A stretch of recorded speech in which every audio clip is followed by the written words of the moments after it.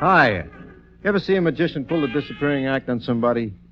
Well, a guy tried to pull it on me at a carnival once. The only trouble was he was trying to make me disappear for keeps. All right. Get your red-hot Texas wieners right here. Red-hot. They tickle and tantalize your tummy like a $10 tenderloin. Red-hot. How many, Jack? One pup and hold of nitroglycerin. One without sauce, 15 cents. Let's have some black coffee, too. One ink, right, 25. Say, Maitre D. Yeah? How's chances for a guy picking up some steady employment around this carny?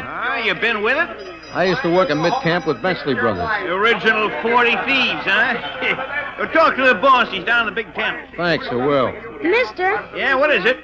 You come on, I'm busy. I'd like to buy a hot dog, please. How much is one? 15 cents. Oh, I guess I can. Well, could I buy a half a hot dog? I've only got 7 cents. Look, kid, go ask your mom for the rest of the dough and come back, huh? I can't. I don't have any more. Oh. Fill him up, Oscar. I'll pay for it. Forget it. On a house. Here you are, kid. Compliments of Bussy Brothers Traveling Show.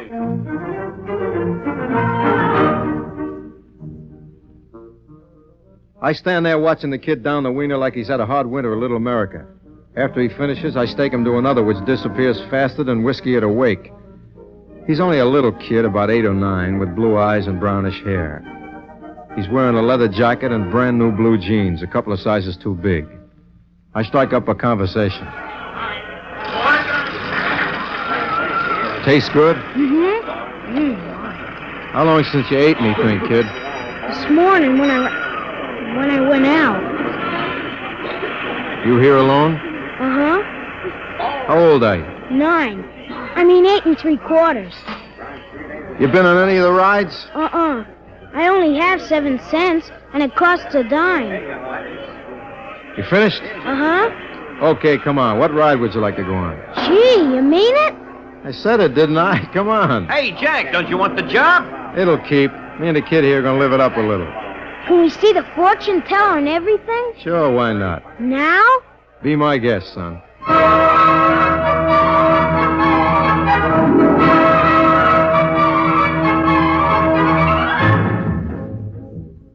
I take the kid on everything, including the roller coaster, and I'm having a great time, only the kid seems serious, like he's got something on his mind.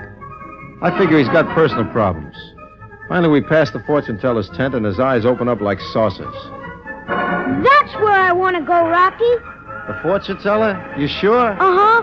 Please. Okay, let's go. Who am I to argue? I remember when I was 9 years old, things were so bad I went to a gypsy to find out if I'd live to be 10.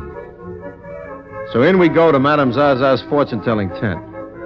She's a doll, too, small and brunette. The kid sits down all serious, and I listen. What is your name? Billy. Billy Grayson. Ah, yes. Let me gaze into the crystal ball.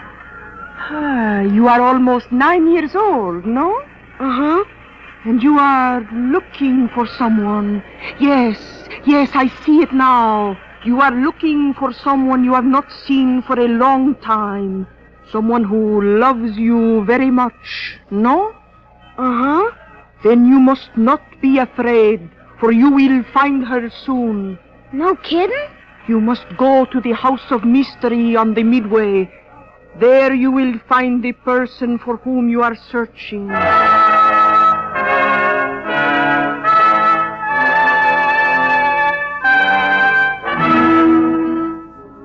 2 minutes later, I'm footing after the kid on the way to the House of Mystery. We go inside, and the place is a maze of waxwork, skeletons, crazy sounds, and trick mirrors. Just before you go out, there's a guy dressed in a Swami suit with a sign that says, Disappearing Coffin. He's got a black box in front of him, and you're supposed to lay down inside, and the bottom opens, and a chute drops you out on the Midway again. I get in first and slide down the chute into the sunshine. Then I wait for the kid to come down the chute. I wait. And I wait. And I still wait. That must be the man, officer. Okay, mister, take it easy. Oh, what have you done with him? Who, me? What is this? What's your name, bud? Who wants to know, officer? Me, that's who. Oh. In that case, it's Fortune, Rocky Fortune. You know anything about a kid? What kid? What's his name? William Grayson, Jr. Who's this guy? I'm his guardian, Howard Grimm. I'm waiting for an answer, Fortune. Yeah, he was with me. You see, officer, the man at the hot dog stand was right. Where's the kid now? In the house of mystery here. At least I think he is. He better be, Fortune. Hey, what's going on here? I meet the kid, I buy him a hot dog and a few rides, and you act like I put the snatch on him or something. The boy has been missing from my home since last night, Mr. Fortune. We traced him to this carnival. If he's unharmed, you've nothing to worry about. Come on, let's go in and get him. I better wait here in case he comes down to shoot. You better come with us, Fortune. Let's go.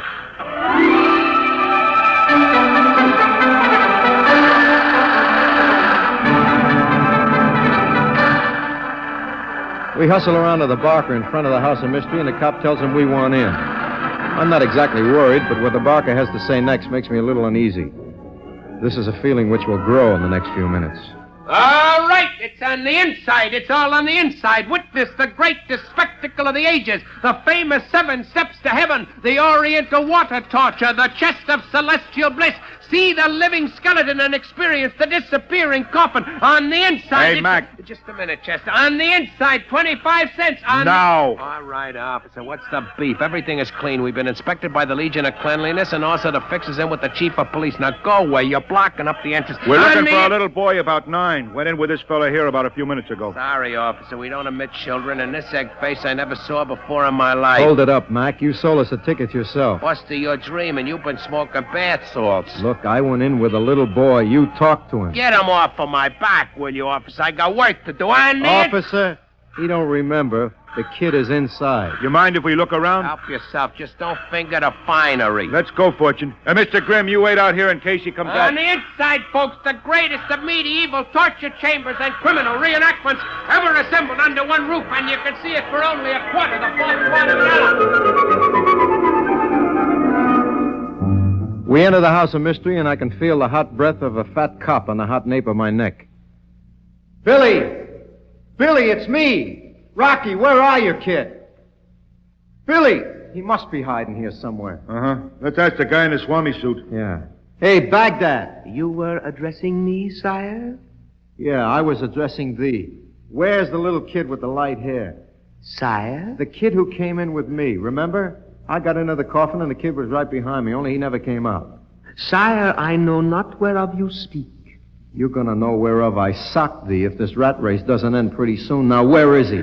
Please, sire, you're creasing up the cashmere. Talk, big boy. Hey, let him go, Fortune. Listen, Uncle, did you see a kid in here a little while ago with this chimpanzee? I ain't ever laid an eyeball on this character. What is he, crazy or something? Listen, Houdini, I'm gonna bust you right in the mouth. Okay, now come off it. Let's go, Fortune. Officer, this is some kind of frame-up. Uh-huh. That's what Mr. Grimm thinks. You see, Fortune, the kid disappeared from his house, which is in Jersey. This is New York, understand? So if the kid ain't found, Grimm is going to charge a kidnapping under the Lindbergh law. You follow me? I'd like to follow you, pal, but right now I got more important things to do, like finding that kid. Look out. Grab him! He's going down the chute!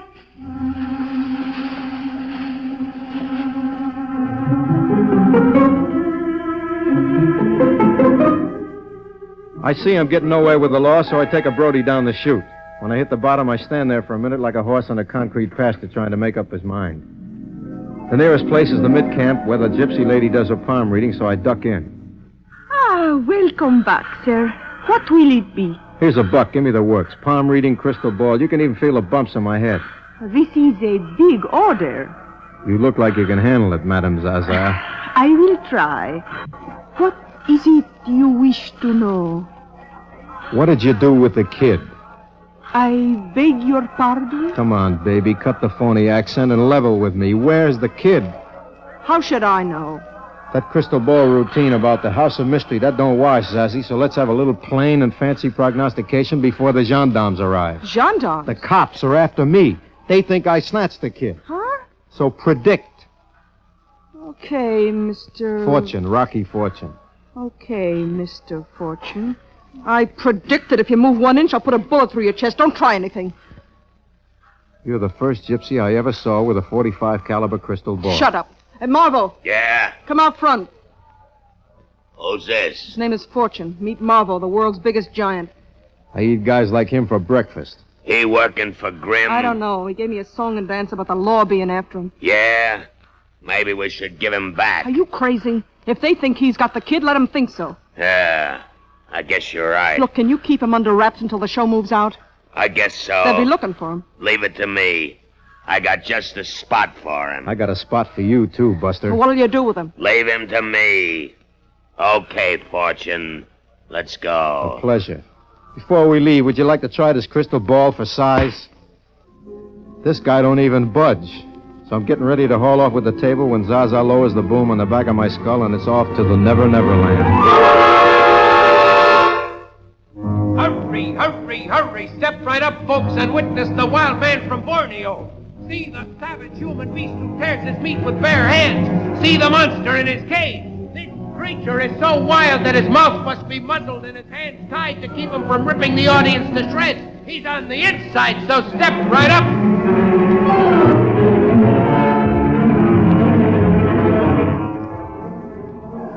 I figure I'm dreaming until I open my eyes. I am in a cage about the size of a telephone booth. My mouth is muzzled and my hands are chained to the bars of the cage. When I get both eyes open, I can see that Marvo has got me rigged up in a leopard skin with fake hair and war paint. When the kid throws me a peanut, it suddenly dawns. The wild man from Borneo is me. Boy, I want to hit him with a penis, huh? We toss this Hey, kid, bother the animals. Say, buddy, Yeah. we're looking for a kind of medium-sized, dark-haired guy named Fortune. You seen anybody like that around? I seen 1,000 guys like that. He may have a small boy with him. Seen 1,000 guys like that, too. No, it's no use, officer. He's gotten away and taken the boy. Yeah, maybe. We'll notify headquarters and have an alarm broadcast. Hey, what's bothering the wild man? He must see a dame or something. Every time he sees a dame, he goes crazy. Right, Tarzan? I see more ferocious-looking wild men at the YMCA. He's been sick. Oh. How come you got a muzzle on him? That's no muzzle, Sergeant. That's him.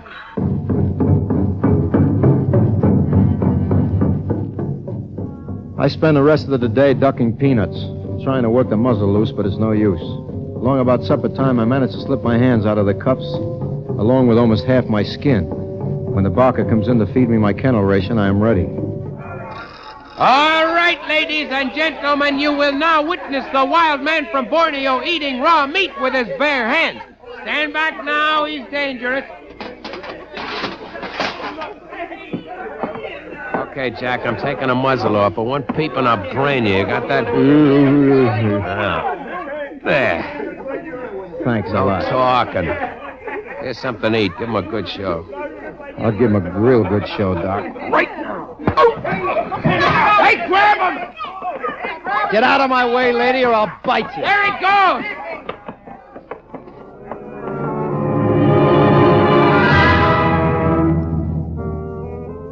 I'm off down the Midway in my leopard skin like Seabiscuit running the Preakness. I duck into the first tent I can find, and I run out the other end. The next tent looks like a pretty good bet, so I duck inside that one. Nobody home, I think. On the second look, I see I'm not alone. Sleeping on a little bed in one corner of the tent is a midget wearing a full-dress suit and a high hat. Before I can move out, I hear somebody coming. I duck into an open steamer trunk and make like a wee mouse. He ran down this way. Don't make any noise. Come on in. Well, everything looks okay in here. Yeah, he's asleep. We better not disturb him. I still think you ought to get out of here. Both of you. Well, the show is moving out tonight. We'll be okay once we leave town. Not with this Fortune character running around loose. You're not afraid of him, are you? Don't be ridiculous. Unless he knows what's going on. No, the boy didn't tell him anything. I'm more worried about Grim and the law than I am about anything else. I'll take care of Grim if he tries anything, too. We better get back to the Midway for the evening show. No, you go ahead. I want to make sure everything's all right. Yell if you need me. Thanks, Marv. You've been wonderful. All of you. Oh, forget it. We do the same for anybody in the show, you know that. I'll see you later.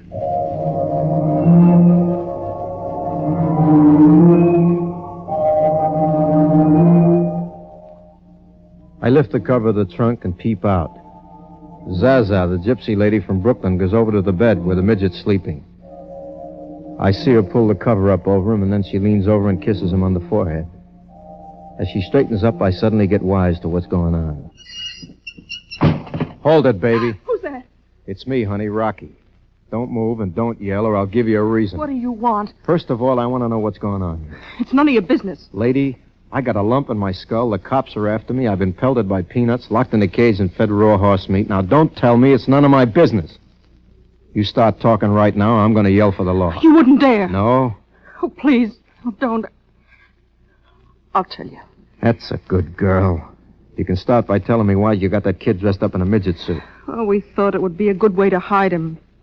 That makes sense. Now, how come you snatched him? We didn't snatch him. He came because he wanted to. What? It's true. Wait a minute, baby. Just who are you? I'm his mother. His mother? Billy's father died when he was 4. I was with the carnival. His father came from a good family, and they didn't approve of the marriage. See, Billy's grandparents went to court and persuaded the judge I wasn't fit to raise the boy, that carnival life would ruin him.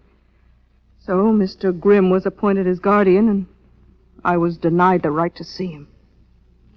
I begin to get the picture. Go on. We'd been writing to each other, and I managed to see him a few times when the show was around here.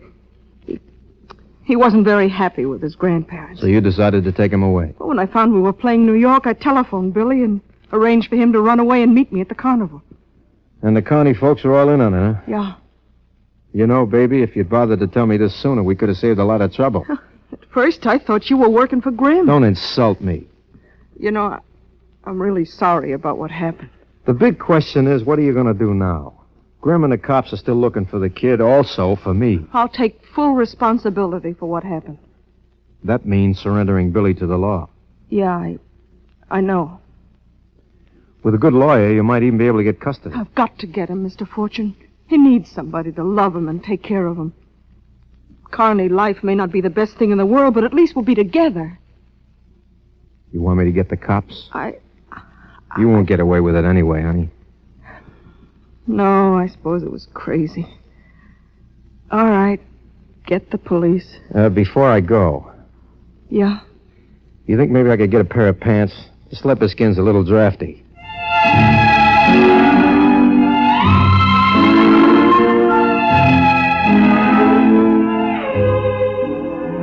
She gives me a pair of pants and a shirt, which belonged to her pal Marvo, the world's biggest joint. And I hit the Midway looking like my tailor is Omar the tent maker. Pardon me, officer. Yeah? I think you gentlemen are looking for me. Listen, Bud, we're busy. Now go away. Fortune! Grab him. Okay, we got you. Take it easy. I gave up, remember? If you still want the kid, I know where he is. Where might that be? In the dressing tent with his mother. His mother. That's what I said, Mr. Grimm. Come on, officer. Let's go, Fortune. Wait till I roll up my cuffs. The surge is getting underfoot.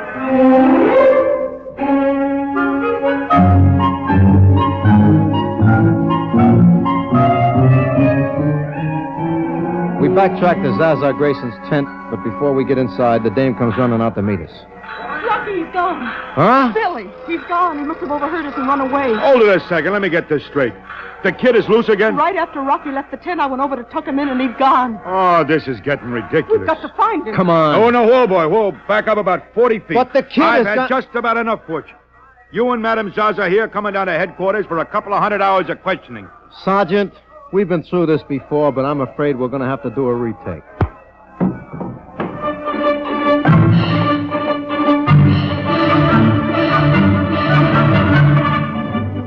Once again, they're off and running at Hialeah. This time it's Rocky Fortune in the lead, stumbling along inside a pair of oversized pants like Dopey the Seventh Dwarf. Second is Sergeant Aloysius Ryan of the Park Police, followed in a close third by Howard Grimm. Rounding the first turn of the Midway is still Fortune by a collar button. Ryan second and Grimm third. Just when I'm getting ready to pull up lane, we pass the House of Mystery and I duck inside. It's darker than a diver's glove, but I work my way through the maze toward the disappearing coffin, figuring I'll give him the slip. Fortune! Come out of there! Come out or I'll blast you out. I'll count to 3. 1, 2, 3. Make a dive for the disappearing coffin and land inside, right on top of a small squirming boy. Ouch. Billy, Rocky. wait till I close the cover. Shh. Now keep quiet. Rocky, I heard you say you were going to send me back, and so I ran away. I don't want to go back, Rocky. I want to stay with my mom. Will you keep quiet? Okay, Fortune, I know you're someplace in here. Now, come on out. Don't make a sound, kid. He's right outside. Okay. If you're in that coffin, I'll count to 3, then I start pumping lead. 1, 2... Hey, look out! Rocky!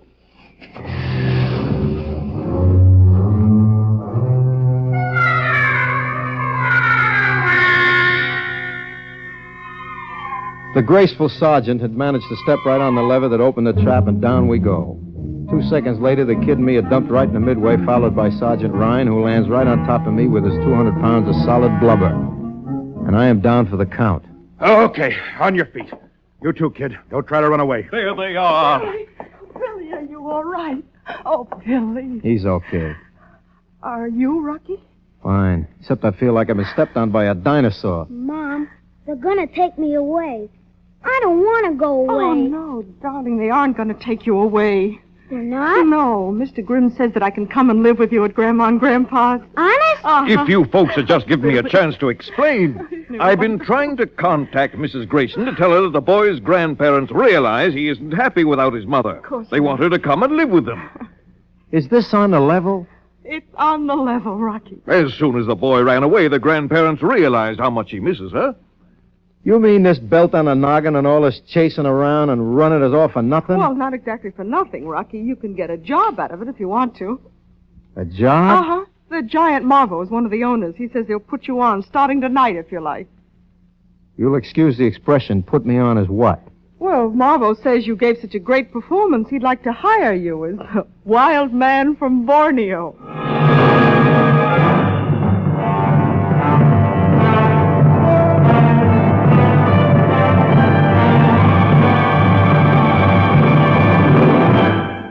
NBC has presented Frank Sinatra as that footloose and fancy-free young gentleman, Rocky Fortune. Others in tonight's cast were Bryna Rayburn, David Pfeffer, Bill Griffiths, Ken Williams, Leon Janney, and Mason Adams. Tonight's script was written by George Lefferts. Fred Way directed. We in this country have never experienced the horror of an air raid. And yet, during these perilous times in which we live, such an air raid on our homes and cities is possible. Modern war makers strike without warning, hoping to cause the greatest damage in a single surprise blow. For the sake of our lives as individuals and as a nation, we must know how to protect ourselves if such an attack should come. Attack from the air, even atomic attack, can be survived. Knowing what to do in an air raid and in the moments immediately following it may save your life. Every home should have on hand a complete kit of up-to-date disaster first aid items. These items are listed and described in an official pamphlet, which may be obtained free of charge by writing to the Federal Civil Defense Administration in Washington, D.C. Besides obtaining the first aid kit, every household should have someone trained to use first aid materials. By enrolling for Red Cross first aid training, you can acquire the skill and knowledge that may save the lives of members of your family as well as your neighbors. This is the NBC Radio Network.